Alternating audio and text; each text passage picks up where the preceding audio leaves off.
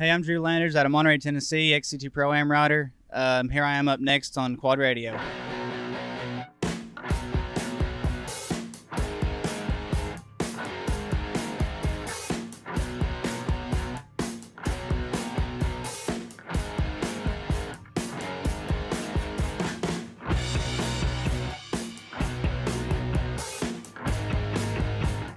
I'm Robbie Tomlin, and as we said, this here's Drew Landers, XC2 Pro-Am class racer here in the ATV GNCC series. We're kind of pre-race here. It's this general GNCC. One round in the books, one round to go. Well, this weekend anyway, and a whole bunch more to go here in 2019 as we kind of set the stage here in the Pro-Am world of GNCC racing. We're down here on the corner of the pits in the, what is this, the Land Mills XC pits. Yeah, Land Mills XC. You might see it whenever you're watching GNCC on Racer TV or if you happen to be in the pits. But pretty cool little pit area here. They house Bryson Neal, Drew Landers on the ATV side of things. You guys got another? We got Alex Teagarden on the bikes, Chase Landers, Allie Phillips, Braden Baisley, and those are dirt bike guys. Me and Bryson being on the quad side of things, and it works out great. That does. That's a pretty neat marriage that you guys got going on there. And is it weird to have the both disciplines under the same tent throughout the course of the weekend? Because you guys all pit right here, right? Yeah, we all pit right here. It's not weird at all. We flex really well, and we all have the same idea in mind, the same goals throughout the weekend. And it's just, we all put in the work through the weekend, and, it's all weekend long. That's awesome. And, of course, before we get too much further into this, I want to talk a little bit about Land Mills because that's a pretty neat thing that a sponsor that you guys got. I understand that you're kind of related to that personally, but pretty neat thing that you got going on there and a few other things. But first, I want to remind folks about quadradio.net. Make sure you're checking that out. We've got the merchandise page where you can get the Quad Radio hats. We've got some flat bills.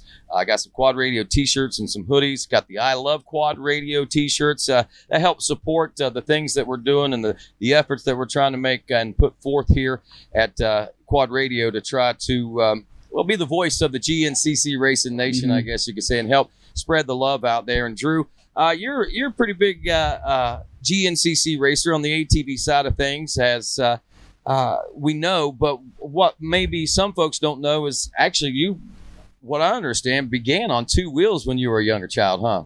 Yeah, I actually started racing GNCC, and my first race was in 2007 at the Yadkinville Valley Stomp there in North Carolina. I was on a 65. I was 7 years old, and up until 2011, I raced only dirt bikes. Is that right? Now, how was your dirt bike career as far as GNCC goes? I was kind of the I could be a top 3 guy out there in youth ranks, and I didn't go any farther than the youth in that. I kind of decided I wanted to do quads. I decided I wanted to do quads in 2011, and I kind of pondered in both for a little while. In 2012, I kind of transitioned more into the four-wheeler side and, dabbled a little bit with the dirt bike still. So that's almost kind of Walker Fowler-ish in a way, if you think about it, because, he came up through the bike ranks. Obviously, there wasn't a youth ATV division. So did you race any youth ATV racing at all? My first youth ATV race was at Unadilla in 2011, I want to say.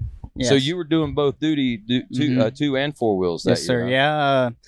I did both up until, I want to say 2014 was my last year. Wow, that's pretty impressive. So did you feel that you excelled more on the quad than you did the two wheels? Yeah, I feel like it came more natural. I actually started on a four-wheeler whenever I was younger. That was the first thing I had. And a little Suzuki 50, I rode it and rode the wheels off of it, and up until I got my first dirt bike whenever I was 6 years old. And the four-wheeler kind of went away just because I could race the dirt bike sooner and easier and, and all things led up to here. So, worked out great. It has worked out great. We'll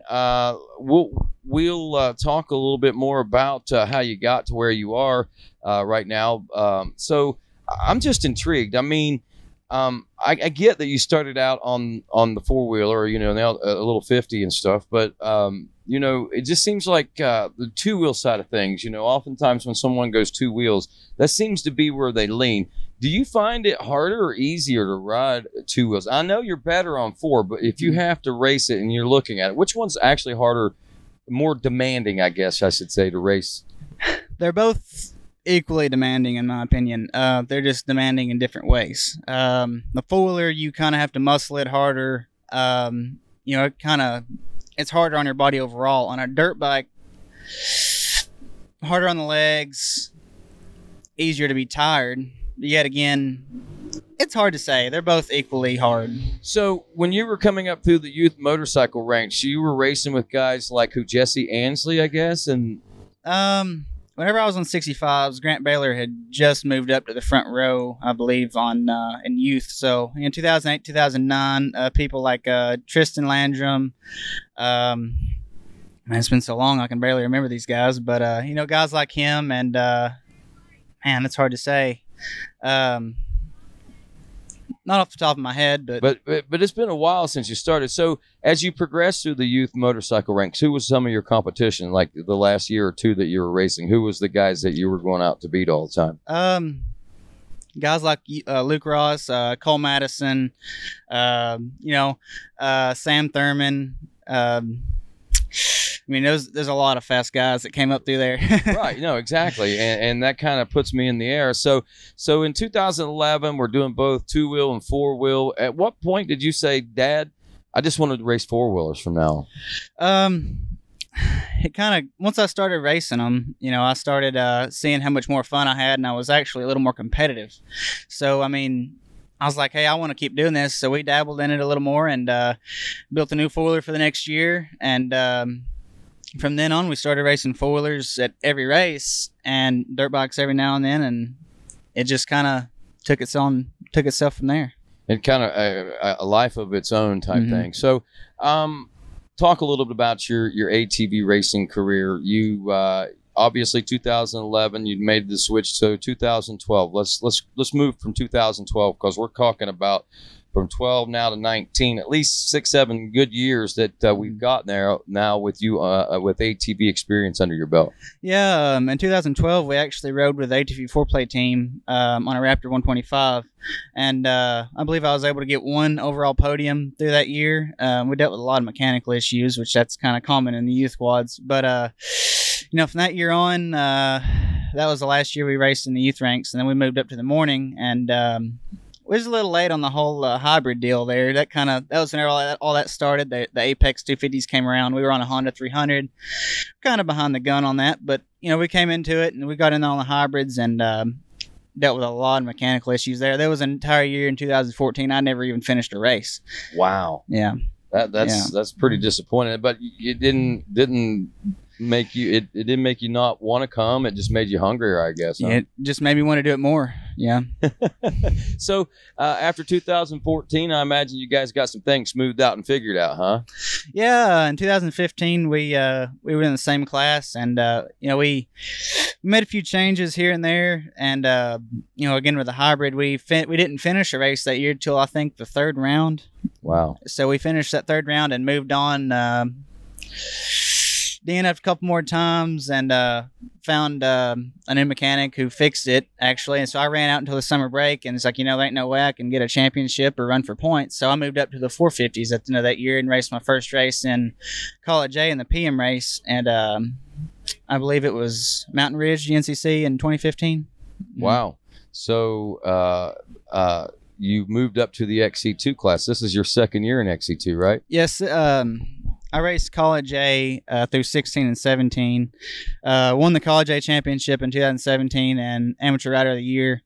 And actually, I'd broken my wrist in 2017 right before Tomahawk.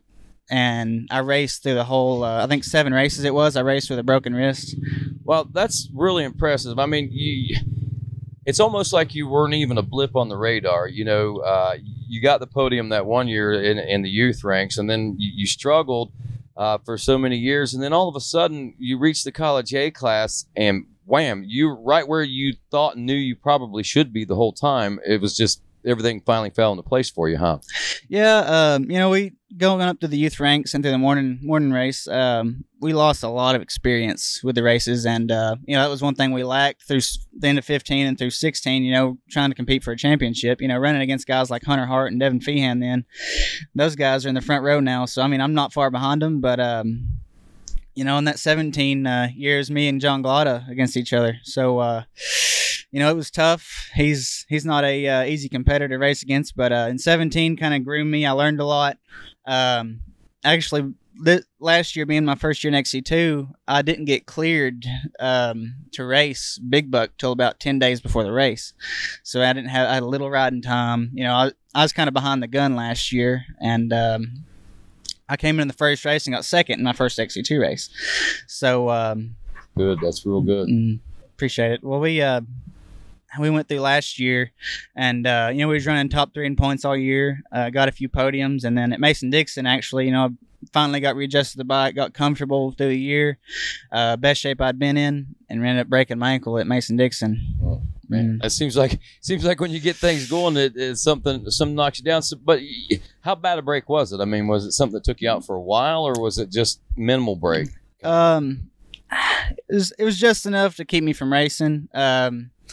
They said you could go out there and race, but if you race, you're gonna break it more. Right. So I kind of just there's nothing much more I can gain besides seat time this year. So waited out through the year and got cleared in December to ride again. So ever since then, just trying to get readjusted, and here we are today. Wow. So that's how we got to where we are. Pretty good story, actually, Drew. Thank you. I mean, to come from basic unknown to winning Rider of the Year to becoming, winning that championship. And, I mean, just amazing things happening for you. I'm really impressed with what your career has done so far. Stick around, though, and you stick around as well. We're going to take a quick break here, and we're going to talk a little bit more about, what this offseason has been, what this upcoming season is, and let's find out really more about Lands Mills Racing and the team and how they're here and why they're here. Stick around. Quad Radio returns right after this. Hi, I'm Walker Fowler, and this is a DP brake rotor. And these are DP brake pads. Larry Mills and DP Brakes have been a part of my program for over a decade. Recently, we completed the Heartland Challenge, a 10-hour ATV endurance race that is not only physically demanding, but demanding on my machine and my parts. And that is why we choose DP brake pads. At the end of the race, we had 0 brake failures, and they looked brand new.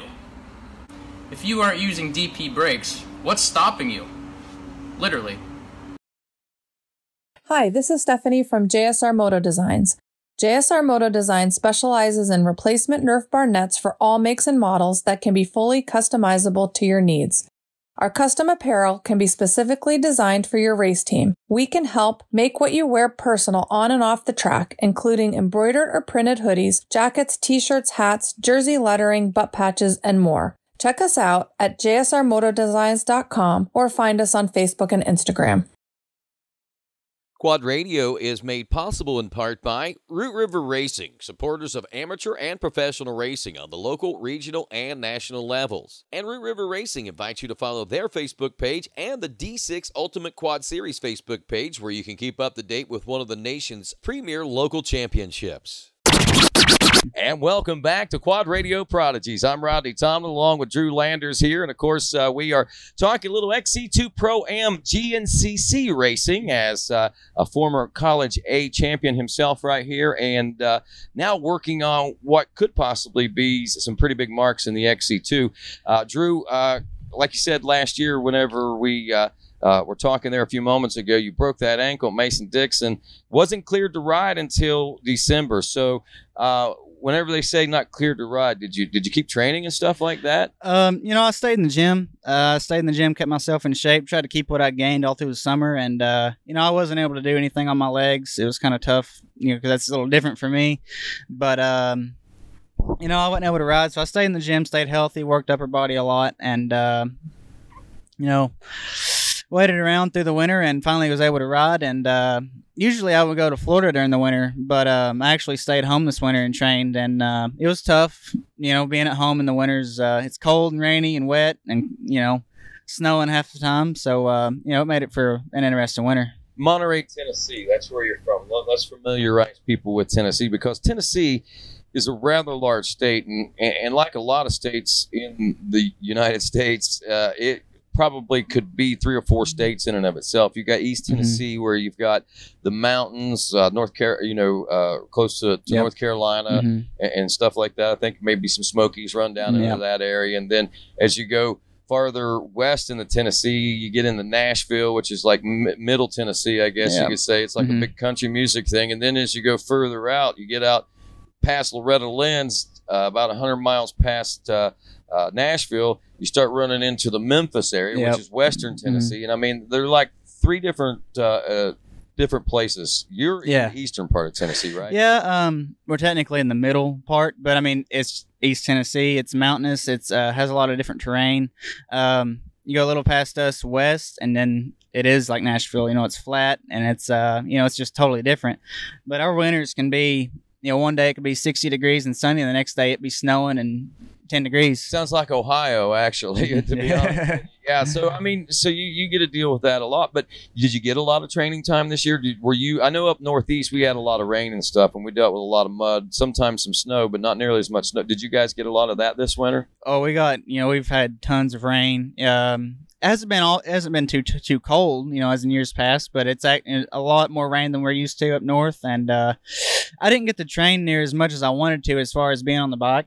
I made a couple of trips south. I went to South Carolina once, and I was able to do some shock testing with Casey Greek, Impact Solutions. He's my new shock guy this year. Awesome guy, awesome company, awesome shocks. And I made a lot of changes too.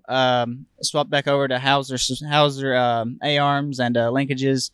Elka suspension now. So swapped to a new engine builder, and everything's working great. I didn't get as much time with the bike as I wanted, but I got just enough to where I'm comfortable. So how was Florida for you? What was that round of racing like for you? It actually went better this year than it has in years past. Considering the race went 2.5 hours for me, nearly 2.5 hours. I've never felt so good on that track as I have in years past. Even without the bike time on there? Yes, I spent a lot of time training, a lot of high intensity stuff. I put the beating and banging on myself, and training time in the off season. And so are you a scientific trainer? Heart rate's a big thing for you and stuff like that too? Yeah. I don't get deep into it as some people do, but I like to find my edge and find my limits and push them, and get the heart rate high for sure. I kind of changed it up this year. I did a little different, and it's worked out for me so far. That's great. You spend a lot of time in the gym, I'm sure, a lot of endurance training, like you're saying, preparing yourself for 2.5 hours in the heat, in the sand, and that was a grueling track. I mean, all I did was talk all day, and I was worn out. I can't imagine what you guys went through. I mean, it had to be brutal out there. Yeah, it was. And honestly, it was as rough, if not rougher, as it has been in years past. Do this right here. Show me your hands. How? Look at that. How did you not get your hands tore up? Because most of the time when people come out of Florida, their hands are literally one big blister or one big scab by the time we reach this point. Honestly, I think it's just the gym time that I've had. And, just being comfortable on the bike, I felt like I didn't exert myself to my full extent like I really, should have. You played it safe, though, right? Yeah. How did you finish? I finished second in XC2 and 9th overall. What? You didn't even push it.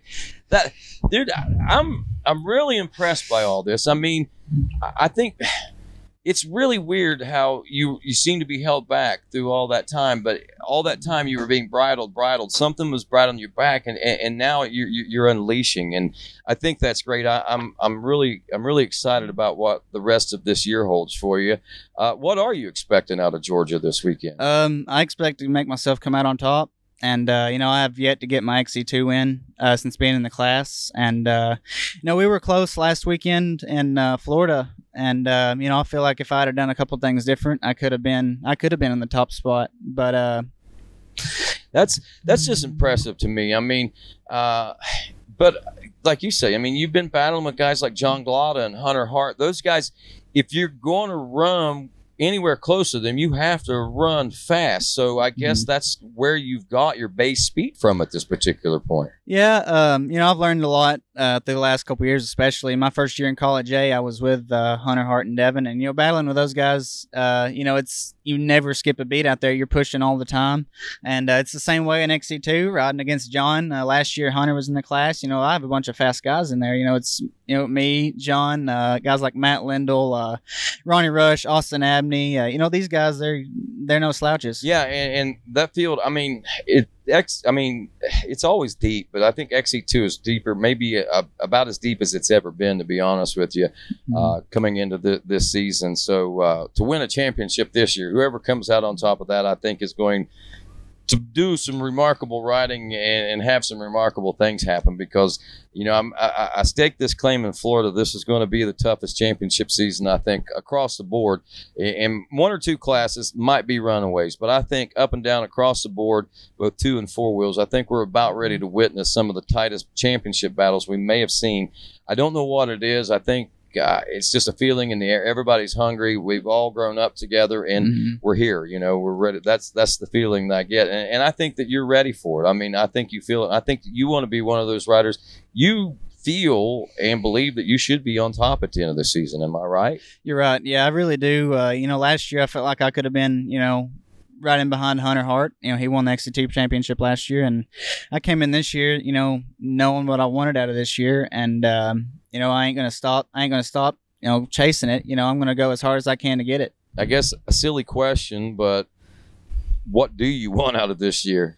I want to claim the XC2 championship this year, for sure. Obviously. And the obvious answer. But you also know that the road's not going to be an easy one, right?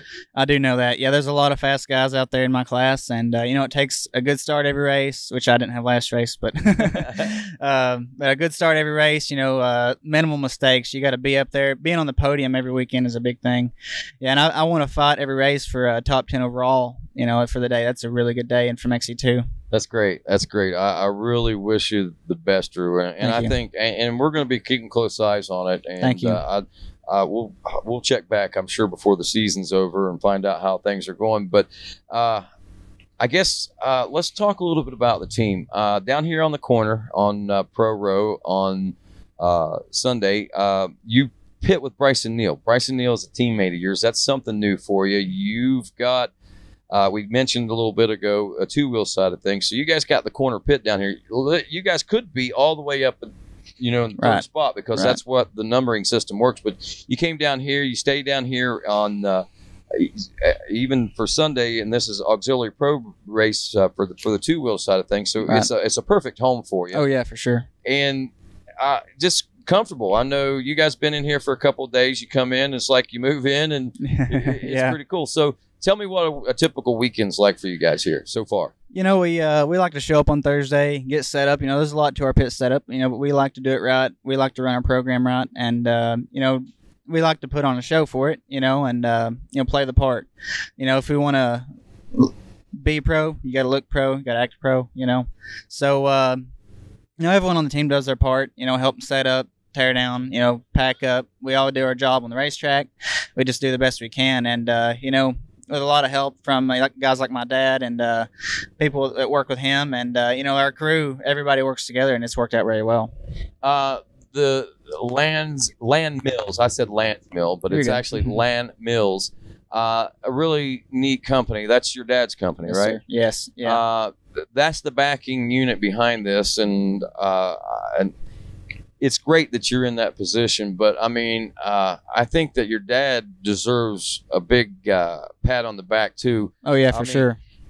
Not for just sponsoring you guys, but for what you. I've been talking to your dad. That's a really interesting business that you guys are in. It's, I guess, a family business now. Yeah, it's a family business. He's not only does he own it, but he runs it himself. So he spends a lot of time doing that, and also a lot of time doing this. So it's crazy how he can balance that. Yeah, you got into packaging and logistics, and through that, you were able to pick up a few extra sponsors, right? Yeah, guys like Magna One Lubricants, they come on board this year, and they're going to be. I feel like they're going to be a big player in the game here pretty soon. And people like Grip Energy, these guys are a new energy drink out of South Carolina. Yeah, where's that box at? There's I want to see this. They got a very unique look. on their bottles, and really good flavor too. But they kind of look like a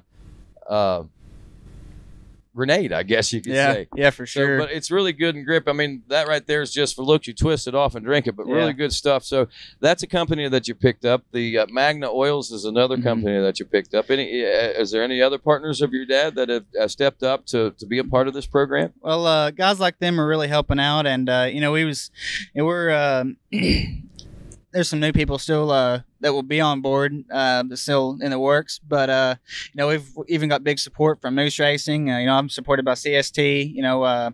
These guys, if it wasn't for the support, we couldn't do it either. Like my dad is obviously he runs this show here. And without those supports, then we wouldn't be able to be here. So that's great. And so, well, with that, big team, a lot of great support, some new people into the sport, right. You're bringing new sponsors. I think that's great, and exposing them to it. What is it like meshing with the bike team and the ATV team under the same pits? Well, honestly, to me, it's no different because the last 2 years I've actually been with Coastal Racing, and we've been we've kind of meshed together and trained together, pitted together, done all this stuff together. So, it's really nothing new to me. These other guys, it might be a little different, but guys like Alex Teagarden and Bryson, honestly, it's just the same to them. They've been there, they've done it, and they know it works. Yeah, and that's good. The whole that's great. So it's good that they're able to kind of mirror that program in a way, and it keeps the comfort zone for you, and it also brings a lot of great exposure on both 2 and 4 wheels and to these great new sponsors that you guys are bringing in and stuff like that. I think it's great. Anything else? I mean, we talked about a lot, but is there anything that maybe you wanted to make sure that we got a chance to talk about, or anything you want to pass along to the folks before we let you go today? Just a big shout out to my Land Mills XC team and Magna One Lubricants, Grip Energy.